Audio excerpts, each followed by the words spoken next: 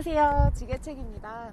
오늘은 오랜만에 미세먼지도 없고 봄이 온 것처럼 날씨가 좋아서 한강에 나와서 책을 읽고 리뷰를 한번 해보러 왔어요. 제가 오늘 리뷰할 책은 가스 스타인의 장편소설 레이싱 인 더 레인입니다. 요거는 특이하게 개의 시선에서 소설이 전개가 돼요. 작가 가스 스타인은 다큐멘터리 영화 제작자로 일하며 소설을 쓰기 시작했고 2008년 출간된 이 책은 100주 동안 뉴욕타임스의 베스트셀러로 기록되어 있다고 합니다. 19년에 영화로도 제작되어서 소설을 다 읽고 난 후 영화를 봤는데 영화도 정말 재미있었어요. 주연은 책 겉표지에 나와 있듯이 데니 역의 케빈 코스트너, 이브 역에는 아만다 사이프리드, 맘마미아의 주인공이죠. 엔조를 연기한 게도 정말 너무 사랑스러웠습니다. 엔조가 화자이다 보니 어떻게 나올지 궁금했는데 나레이션이 나왔어요.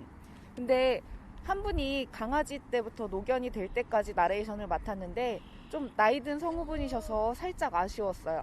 강아지 시절에 엔조 목소리를 듣고 싶었는데 계속 이제 성견이 된 엔조의 목소리로 나레이션이 진행되었거든요. 네, 이제 소설의 줄거리를 말씀드리겠습니다. 카레이싱, 스피드 레이서인 데니와 레브라도와 테니어 혼혈견인 엔조가 이 소설의 주인공입니다. 엔조는 스스로 다른 개들과 다르다고 생각하고 자신의 몸속에는 인간의 영혼이 깃들어 있다고 믿고 편하게 손을 쓰게 해준 엄지가 없다는 거에 답답함을 느끼며 사는 영리한 반려견입니다. 혼자 살던 데니는 출근길에 문득 강아지 파는 곳이 눈에 들어오고 무언가에 이끌리듯 그곳으로 가 강아지 한 마리를 사옵니다. 테라리의 창업자 이름에서 따와 강아지의 이름은 엔조라고 지어주고 둘은 하나하나 맞춰가며 친구가 됩니다. 엔조가 바라보는 세상이 주 내용입니다. 시간이 흘러 데니는 이브와 결혼을 하며 같이 살게 되었고 그 후 그 둘의 딸인 조이가 태어났습니다. 그렇게 가족이 이루어지며 조이의 7번째 생일도 지나갑니다. 다른 레이서들보다 빗속을 질주할 때 기가 막힌 재주가 있는 데니이지만 안정적인 삶을 위해 레이서가 아닌 BMW 정비소에서 정비사로 일을 하며 살아갑니다. 행복한 가정을 꾸리며 살아가던 그들에게 갑자기 불행이 찾아옵니다. 이브가 뇌종양에 걸려버렸어요. 이브의 이상 증세를 엔조가 가장 먼저 알아차리지만 말할 수 없어 답답해하고 있었어요. 엔조는 이브의 코와 귀에서 나는 냄새에서 이상함을 감지했고 썩은 내가 난다고 표현을 했어요.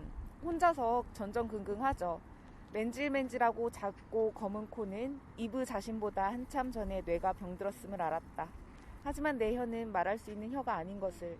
그러니 내가 할 수 있는 일이란 지켜보면서 가슴앓이 하는 것뿐. 이브는 자주 내게 조이를 지키는 일을 맡겼지만 정작 자신을 지키는 일은 아무에게 맡기지 않았다. 내가 그녀를 도울 수 있는 방도가 전혀 없기도 했고. 마이 시스터즈 키퍼에서도 변호사에게 안내견이 항상 따라다니는데요. 그 이유는 변호사가 뇌전증이 있기 때문에 그가 발작을 일으키기 전에 안내견이 먼저 알아채고 경고를 해주는 능력이 있어서 데리고 다니고 있어요. 이처럼 개에게는 인간이 느끼지 못하는 미세한 것들을 알아채는 재주가 있습니다. 특히 후각이 뛰어나 탐지견으로도 활약을 하고 있는데 이번에 코로나 바이러스도 감지할 수 있다고 하니까 정말 대단하다는 생각이 듭니다. 말이 통하지 않으니까 그들의 능력을 모두 파헤칠 수는 없지만 정말 대단하다고 생각해요. 소설의 후반부에서 법정에선 엔조가 현대과학의 힘을 빌어서 뇌파를 이용해서 자신의 생각을 인간의 목소리로 내는 장면이 나오는데 물론 엔조의 상상이었지만 실제로 그런 일이 일어난다면 반려견은 정말 인간의 둘도 없는 친구가 되겠어요. 그리고 데니가 엔조를 레이싱카에 태우는 장면이 나오는데 여기에서도 엔조의 표현이 정말 기가 막힙니다. 요거 꼭 읽어보시길 추천드려요. 캘리포니아에 있는 레이스 코스로 가서 트랙을 익히는데 엔조를 데리고 가요, 데니가. 그래서 엔조는 무척 신이 나하죠. 레이싱장에 드디어 와봤으니까. 차를 몰고 트랙을 몇 바퀴 돌게 하는데 데니가 엔조를 옆자리에 태워줘요. 그리고 데니가 엔조에게 말합니다. 천천히 달리고 싶으면 한 번, 빨리 달리고 싶으면 2번 짖어라. 알았지? 그러자 엔조는 2번 짖었고 데니를 비롯해 다른 주변 사람들이 놀란 눈치였습니다. 그렇게 트랙을 돌며 레이싱에 대해 설명해주는 데니. 화끈하게 트랙을 돌고 난 뒤 엔조는 정말 엄청 행복해합니다. 엔조에게는 마음속으로 반복해서 되새길 수 있는 좋은 경험이 추억으로 남았습니다. 네, 다시 소설의 중반부 내용으로 돌아와서 이브는 증세가 나날이 악화되었고 결국에 딸 조이와 함께 친정으로 가는데요. 모두와 함께한 파티를 마지막으로 세상을 떠난 이브. 이브를 떠나보낸 후 힘들지만 조이와 함께 열심히 살아가려는 데니에게 브레이크가 걸립니다. 조이의 할아버지, 할머니가 양육권을 주장하며 나섰어요. 데니는 끝까지 뺏기지 않으려 했지만 비가 많이 치던 날 애니카라는 젊은 여자를 태운 일이 있었는데 그 여자가 자신이 성추행을 당했다며 데니를 고소했어요. 그래서 법원에서 패소를 하고 말고요. 결국에는 아무 짓도 안 했고 그걸 엔조도 아는데 증명할 수 없었고 그렇게 안타깝게도 딸을 장인장모에게 뺏깁니다. 자신이 가지고 있는 전 재산을 털어서 능력 있는 변호사를 선임했지만 그래도 양육권을 찾아오는데 실패했어요. 그러던 중 데니에게 기회가 옵니다. 페라리 회사에서 나온 루카에게 오디션을 받고 그 결과 페라리 본사 이탈리아에서 페라리의 테스트 주행을 맡게 됩니다. 회사에서는 이탈리아에서 딸과 함께 지낼 아파트도 제공하겠다고 했고 차도 제공하겠다고 했습니다.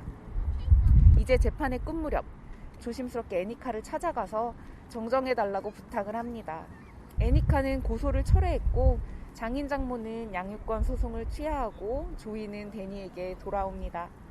그 사이 많이 늙고 아파진 엔조. 데니의 곁에서 오랜 시간 동안 가족 그 이상의 친구가 되어주고 희노애락을 함께한 엔조. 데니의 곁을 끝까지 지키다가 결국 세상을 떠나요. 이제 소설 마지막 장에 차에 엔조를 태우고 달리는 부분은 정말 제가 진짜 슬픔과 감동이 밀려와서 눈물이 나더라고요.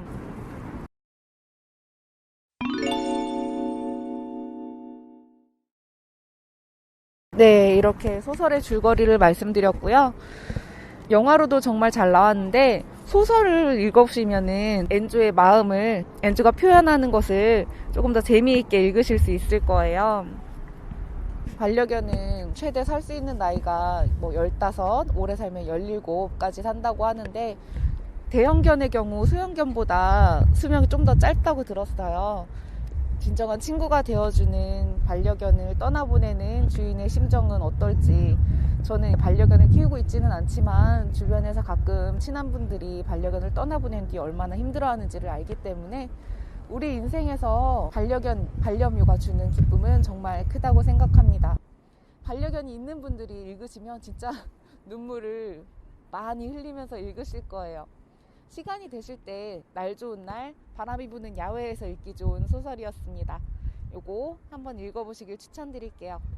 감사합니다.